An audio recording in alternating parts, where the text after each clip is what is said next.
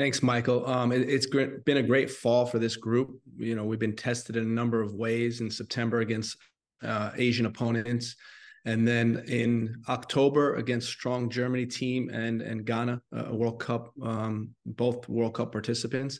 And now it's time to move on into competition mode. We see this November camp as a way to put us on track to reach our objectives. And two of them are certainly to defend to get our third Nations League title. And then secondly is to play in the summer of 24 Copa America. So looking forward to this group. I think we have a talented group in camp. And for us, it's really about the right mindset and really embracing this competition against Trinidad in a home and away series. Thank you. Thanks, Greg. We'll start with questions and begin with Henry Bushnell from Yahoo. Hey, Greg, appreciate your time. And thanks, Michael. I guess I'll start with the semi-obvious question. With Tim and Christian both out, what are your plans for the winger position? And I guess also if you could give us any just updates on their health. Yeah, both of them, it's not too serious, but unfortunately aren't going to be able to participate in this camp. And, we see them on track to get back to play soon, but, it's too short of a deadline. So they won't be involved. And for us, it's, we're used to this type of thing, Henry. Think about World Cup qualifying and all the adjustments we've had to make as guys get drop off, particularly this time of year as the pitches get heavy, as the game schedules get loaded. The players are always at risk. So, we'll adapt. We'll put guys in the field that are prepared and know what we're doing on the field, and we'll make a good impact. Next will be Michael DeCourcy from the Sporting News. Yes, Greg, I realize that you can't share every strategic change you'll make, but is there the possibility that players who might be currently listed on the roster as midfielders might find themselves playing in those positions where Tim and Christian would be? I think so. I mean, we always have a fluid attack. We have players maybe lining up as wingers and dropping deeper into midfield or into the pockets, maybe pushing the fullbacks higher. So there's a number of different things we can do. Our objective is to put players in the right positions that they can make an impact based on their skill set and really taking advantage of each and everyone's individual strengths. Next will be Paul Tenorio wearing some spanking new athletic gear, it looks like. This is a throwback, actually, but broke it out of the closet for today. Greg, to follow up on that, you mentioned World Cup qualifying. You did have a lot of different guys step up when players went down. Brendan was one of those. But how big of an opportunity is this for Kevin Paredes, for Alex Zendejas to show that they have a place in this team, that they can be counted on in these moments when injuries kind of inevitably pop up? Yeah, I think for any player, guys that have been around, guys that are starters most games, guys that are getting the opportunities, for any player, this is a good opportunity, right? It's very clear that at the end of these two games, we want to be in the semifinals of the Nations League. We want to be qualified for Copa America. And we have to do that as a unit. We're a collective team, and it's about everybody stepping up. We are used to this because of, having to adapt to injuries before. And this is just something that the guys are completely comfortable with. We'll give them the right confidence. And we are completely sure that the guys will be ready to play. Next will be Ron Blum from the Associated Press.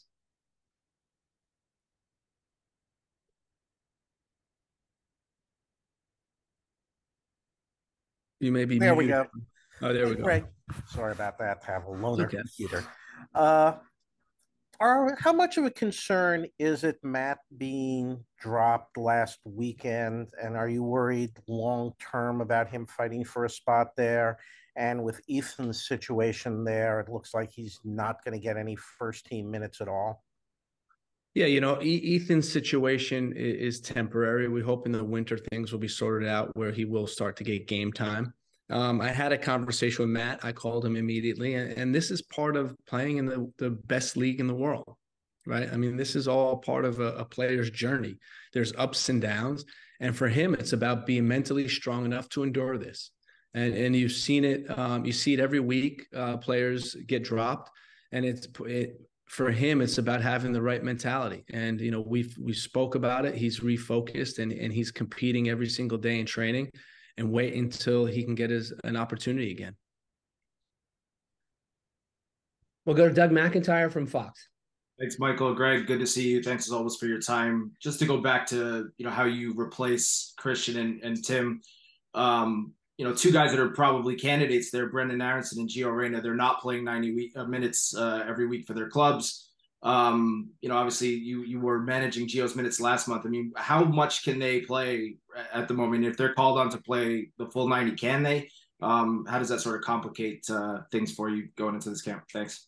Yeah, well, fortunately in these games you do have 5 substitutes, so we can work around that. In the World Cup, we had planned subs based on the fitness of our players. So I don't see any reason why we can't do this in a 2-game series. But looking at Gio in his league play, getting extensive minutes in the previous game, and did a good job the game before Bayern Munich. And building his fitness up, being confident that he can go past 45 minutes. Brendan Aronson is, he's a guy that does everything each and every day in training to make sure he maintains his fitness. And there's another guy that can play extensive minutes. Kevin Paredes played 80 plus minutes in his game last week. So, we think there'll be candidates that can give us what we need from a playing style standpoint and execute that role. Next is Jeff Carlisle from ESPN FC. Thanks, Michael. Hi, Greg. Obviously, Tyler is missing too, and that's not a surprise. But I was wondering what your assessment was of players coming out of the last window. Guys like Cardoso, Leonard Maloney, Luca De La Torre. Guys who are going to probably pick up the slack minutes wise. For Tyler Adams. Yeah, Johnny, I think has done a good job. We saw him with his club as well, and he's playing really well.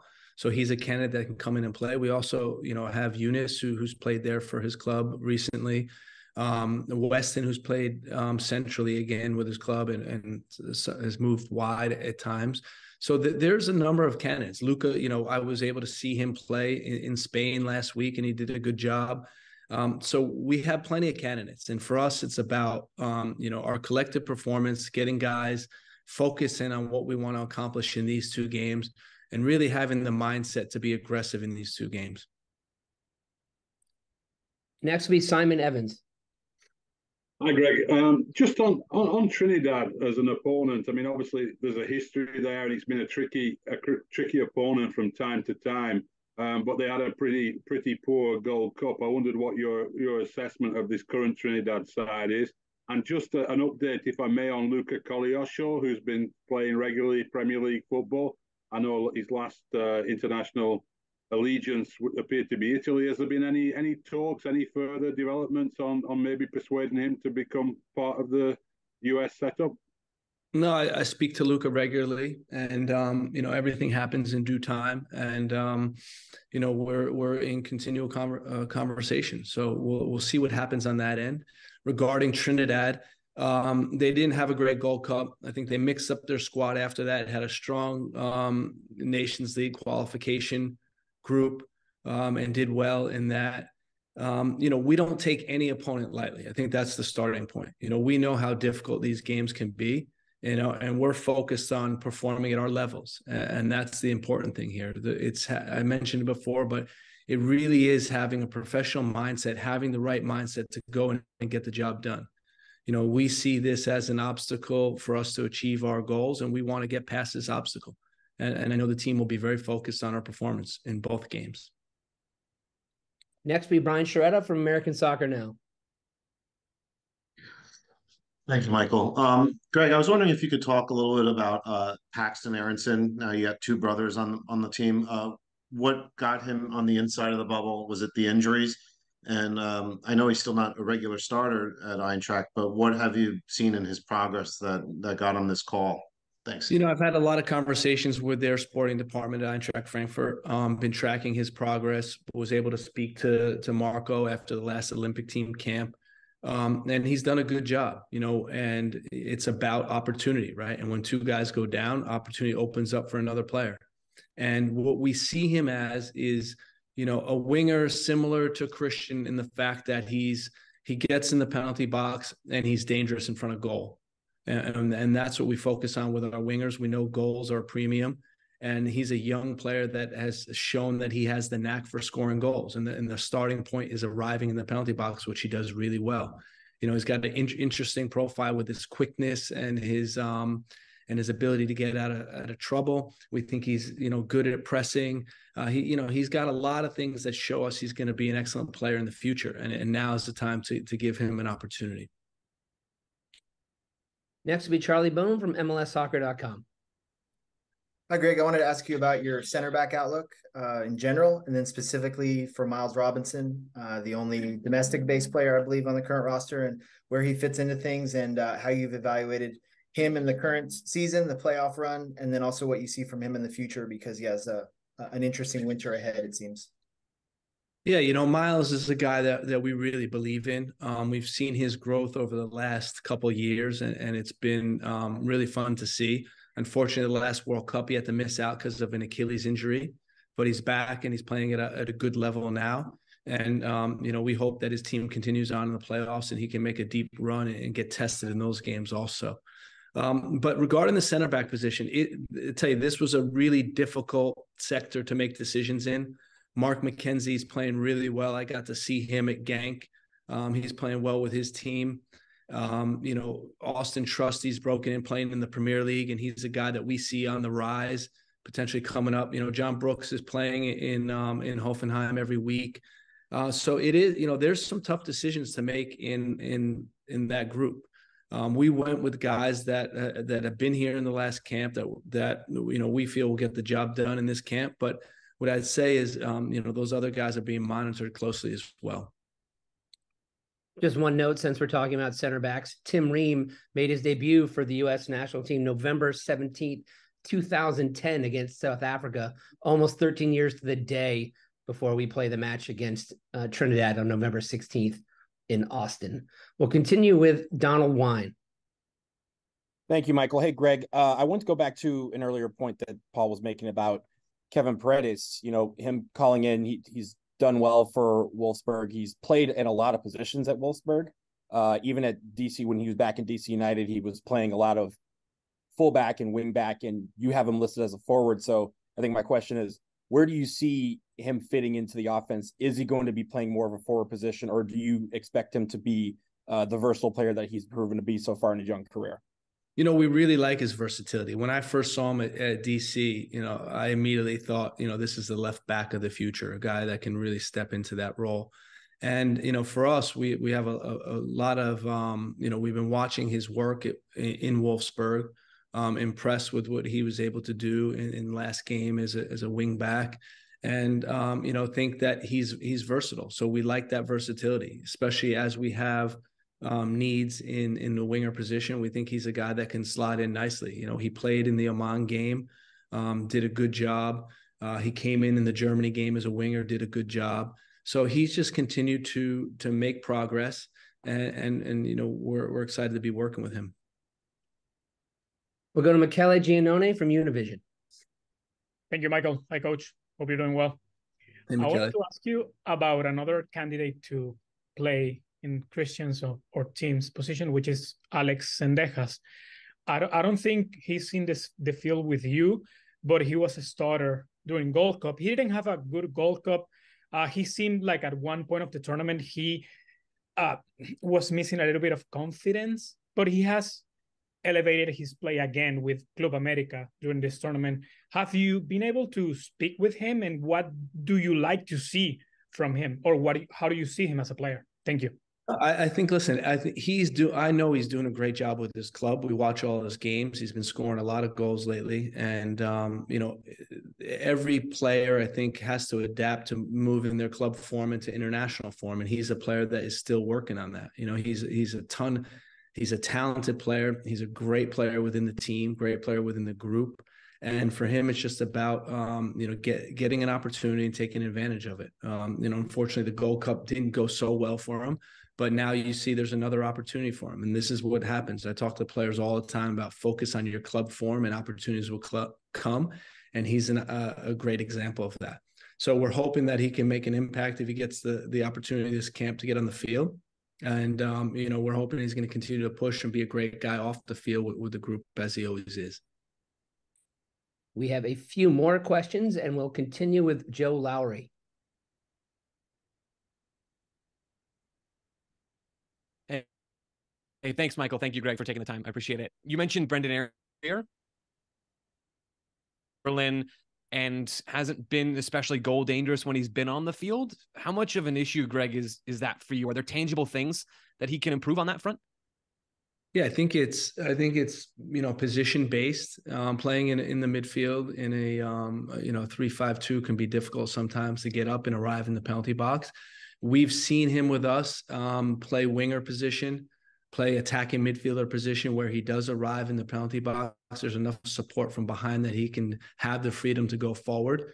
And we know he's just a smart soccer player and an opportunistic soccer player. And we know that, in our games, he gets opportunities. So, for us, this is an example of a guy that we just need to give confidence to. It hasn't worked out the way he's liked at his club level.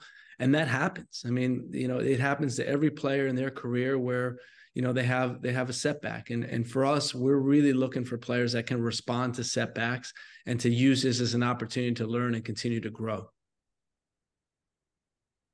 Next will be Jake Fenner. Hi, Greg. Thank you, Michael.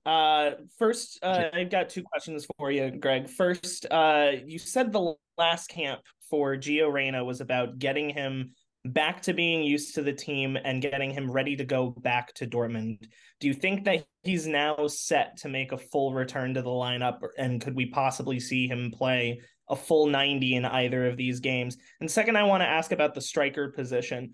You look at somebody like Jordan Pefok, who's got 3 goals and an assist in his last 2 games, but he wasn't a part of this roster. I'd like for you to possibly speak on that, but also striker was a position that was viewed by some as a bit of a weakness going into the 2022 World Cup. And it seems pretty solidified now that they're Ricardo and Fulleren's job to lose at this point. Do you think with those two that this has been essentially a resolved issue?